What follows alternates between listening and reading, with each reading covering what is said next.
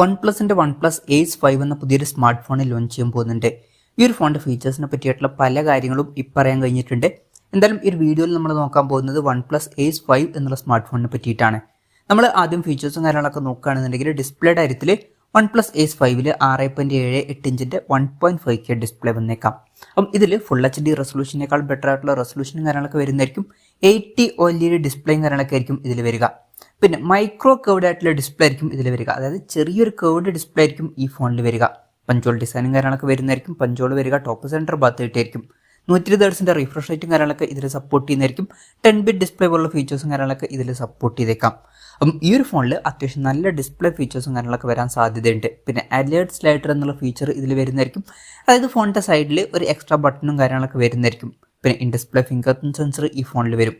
ഇനി പ്രോസസ്സറിൻ്റെ കാര്യത്തിലോട്ട് വരികയാണെന്നുണ്ടെങ്കിൽ Snapdragon 8 Gen 3 എന്ന പ്രോസസ്സറുമായിട്ടായിരിക്കും ഈ ഒരു സ്മാർട്ട് ഫോൺ വരിക. ഇത് ഇപ്പോഴുള്ള ഫ്ലാഗ്ഷിപ്പ് പ്രോസസ്സറാണ്. പക്ഷേ ഈ ഒരു ഫോൺ ഇപ്പം ലോഞ്ച് ചെയ്യാൻ ചാൻസ് ഇല്ല, കുറച്ച് കഴിഞ്ഞിട്ടായിരിക്കും ലോഞ്ച് ചെയ്യുക. ആ ഒരു ടൈം ആകുമ്പം ചിലപ്പം ഇതായിരിക്കില്ല ഫ്ലാഗ്ഷിപ്പ് പ്രോസസ്സർ. ആ ഒരു ടൈമിലൊക്കെ Snapdragon 8 Gen 4 എന്ന പ്രോസസ്സർ ലോഞ്ച് ചെയ്തിട്ടുണ്ടാവും. അപ്പം തൊട്ട് മുമ്പുള്ള ഫ്ലാഗ്ഷിപ്പ് പ്രോസസ്സറായിരിക്കും ഇതിൽ വരിക. ഇപ്പോഴത്തെ ഇതിൽ പറയുമ്പോൾ ഇത് ഇപ്പോഴുള്ള ഫ്ലാഗ്ഷിപ്പ് പ്രോസസ്സറാണ്. പിന്നെ എ സീരീസിൽ വരുന്ന Ace 3ലും ഇതുപോലെയാണ് വന്നിട്ടുള്ളത്. Snapdragon 8 Gen 3 എന്ന ഫ്ലാഗ്ഷിപ്പ് പ്രോസസ്സർ വന്ന സമയത്ത് അതിൽ 8 Gen 2 എന്ന പ്രോസസ്സറാണ് വന്നിട്ടുള്ളത്. അപ്പം അതേ ഒരു ട്രെൻഡ് ഈ ഒരു ഫോണിലും കണ്ടേക്കാം. പിന്നെ അത്യാവശ്യം കുറഞ്ഞൊരു പ്രൈസ് റേഞ്ചിലായിരിക്കും മിക്കവാറും ഈ ഒരു ഫോണിൽ ലോഞ്ച് ചെയ്യുക. ആ ഒരു പ്രൈസ് റേഞ്ചിൽ ഇത് ബെസ്റ്റ് ആയിട്ടുള്ള ഒരു പ്രോസസ്സർ ആവാൻ സാധ്യതയുണ്ട്. 5G സപ്പോർട്ടും കാര്യങ്ങളൊക്കെ ഇതിൽ വരുന്നതായിരിക്കും. പിന്നെ LPDDR5Xന്റെ റാമും UFS 4.0 സ്റ്റോറേജ് ടൈപ്പ് ഒക്കെ ഈ ഫോണിൽ വന്നേക്കാം.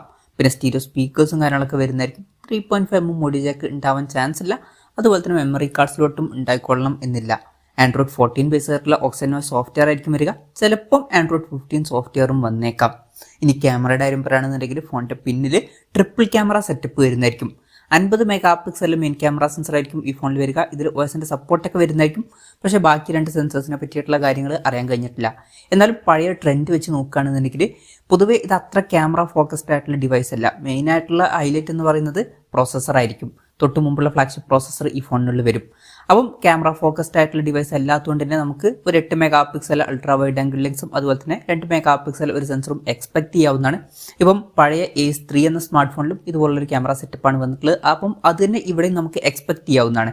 പിന്നെ 16 MP ഒരു സെൽഫി ക്യാമറയും വന്നേക്കാം. ബാറ്ററിയുടെ കാര്യം പറയുകയാണെന്നുണ്ടെങ്കിൽ 6200 mAh ബാറ്ററി വരുന്നതായിരിക്കും. വളരെ കൂടിയ ഒരു ബാറ്ററി കപ്പാസിറ്റിയും കാര്യങ്ങളൊക്കെ വരുന്നതായിരിക്കും. അപ്പം അത് എടുത്തു പറയേണ്ട ഒരു കാര്യമായിരിക്കും. പിന്നെ 100 വാട്ടിൻ്റെ ഫാസ്റ്റ് ചാർജ് സപ്പോർട്ടും ഇതിൽ വരുന്നതായിരിക്കും. Type-C ചാർജിംഗ് പോർട്ടും ഇതിൽ വരും. അപ്പം നല്ലൊരു ബാറ്ററി സെറ്റപ്പും കാര്യങ്ങളൊക്കെ ഇതിൽ വന്നേക്കാം. അപ്പം ഇതൊക്കെയാണ് ഫീച്ചേഴ്സിനെ പറ്റി പറയാനുള്ള കാര്യങ്ങൾ. ഇനി ലോഞ്ച് ഡേറ്റിൻ്റെ കാര്യം പറയുകയാണെന്നുണ്ടെങ്കിൽ അതിനെ പറ്റിയിട്ടുള്ള കാര്യങ്ങളൊന്നും ഇപ്പം പറയാൻ കഴിഞ്ഞിട്ടില്ല. എന്നാലും ഇക്കൊല്ലം ലാസ്റ്റോടൊക്കെ ആയിരിക്കും ഈ ഫോൺ ലോഞ്ച് ചെയ്യുക എന്നാണ് ഇപ്പോഴുള്ള റിപ്പോർട്ടിൽ പറയുന്നത്. അപ്പോൾ നവംബറിലും ഡിസംബറിലൊക്കെ ആയിട്ട് ഈ സ്മാർട്ട് ഫോൺ ലോഞ്ച് ചെയ്തേക്കാം. പക്ഷേ ആ ഒരു ടൈമിൽ ഈ സ്മാർട്ട് ഫോൺ ഇന്ത്യൻ മാർക്കറ്റിൽ ലോഞ്ച് ചെയ്യാൻ ചാൻസ് ഇല്ല. ആ ഒരു ടൈമിൽ ചൈനീസ് മാർക്കറ്റിലായിരിക്കും ഈ ഫോൺ ലോഞ്ച് ചെയ്യുക. ഇന്ത്യൻ മാർക്കറ്റിൽ ലോഞ്ച് ചെയ്യുമെന്ന് വെച്ചാൽ ഇന്ത്യൻ മാർക്കറ്റിൽ മിക്കവാറും ഈ ഫോൺ ലോഞ്ച് ചെയ്യില്ല. ഈ ഒരു പേരിൽ ലോഞ്ച് ചെയ്യില്ല എന്നേ ഉള്ളൂ. പക്ഷേ വേറെ പേരിലായിട്ട് ഇന്ത്യൻ മാർക്കറ്റിൽ ലോഞ്ച് ചെയ്തേക്കാം.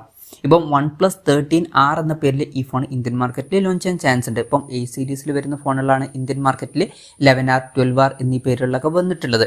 അപ്പം ഈ ഒരു ഫോൺ 13R എന്ന പേരിൽ ഇന്ത്യൻ മാർക്കറ്റിൽ ലോഞ്ച് ചെയ്തേക്കാം. ഇന്ത്യൻ മാർക്കറ്റിൽ അടുത്ത കൊല്ലം സ്റ്റാർട്ടിങ്ങിലൊക്കെ ആയിട്ട് ഈ ഫോൺ ലോഞ്ച് ചെയ്യാനാണ് സാധ്യത. എന്തായാലും കൺഫർമേഷൻസ് ഒന്നും വന്നിട്ടില്ല. ലോഞ്ച് ഡേറ്റിനെ പറ്റിയിട്ടുള്ള ന്യൂസുകളൊക്കെ വരുമ്പോൾ അതിനെ പറ്റിയിട്ടുള്ള വീഡിയോസൊക്കെ നമ്മൾ ചെയ്യുന്നതായിരിക്കും.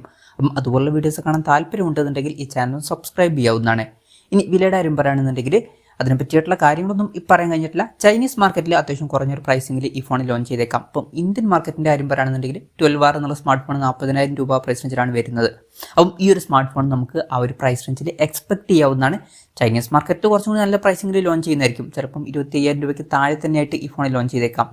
ഇനി ഇന്ത്യൻ മാർക്കറ്റിൽ ഈ ഫോൺ 40,000 രൂപ പ്രൈസ് റേഞ്ചിലൊക്കെ ആയിട്ട് ലോഞ്ച് ചെയ്യുകയാണെന്നുണ്ടെങ്കിലും അത്യാവശ്യം നല്ല ഫീച്ചേഴ്സ് എന്നൊക്കെ തന്നെ പറയാൻ പറ്റിയിട്ടുള്ള ഫീച്ചേഴ്സാണ്. എന്തായാലും OnePlus Ace 5 എന്ന പുതിയൊരു സ്മാർട്ട് ഫോൺ ലോഞ്ച് ചെയ്യാൻ പോകുന്നുണ്ട്. ഇന്ത്യൻ മാർക്കറ്റിൽ OnePlus 13R എന്ന പേരിലും ഈ ഫോൺ ലോഞ്ച് ചെയ്തേക്കാം. എന്തായാലും OnePlus Ace 5 എന്ന സ്മാർട്ട് ഫോണിനെ പറ്റിയിട്ടുള്ള നിങ്ങളുടെ അഭിപ്രായം ജസ്റ്റ് ഒന്ന് കമൻറ്റ് ചെയ്യുക. അതുപോലെ തന്നെ ഈ ഒരു സ്മാർട്ട് ഫോൺ ഇന്ത്യൻ മാർക്കറ്റിൽ 13R എന്ന പേരിൽ ലോഞ്ച് ചെയ്യുകയാണെന്നുണ്ടെങ്കിൽ നിങ്ങളിത് പ്രൈസിങ്ങിലാണ് എക്സ്പെക്ട് ചെയ്യുന്നത് എന്നുള്ള കാര്യം കൂടി ജസ്റ്റ് ഒന്ന് കമൻറ്റ് ചെയ്യുക.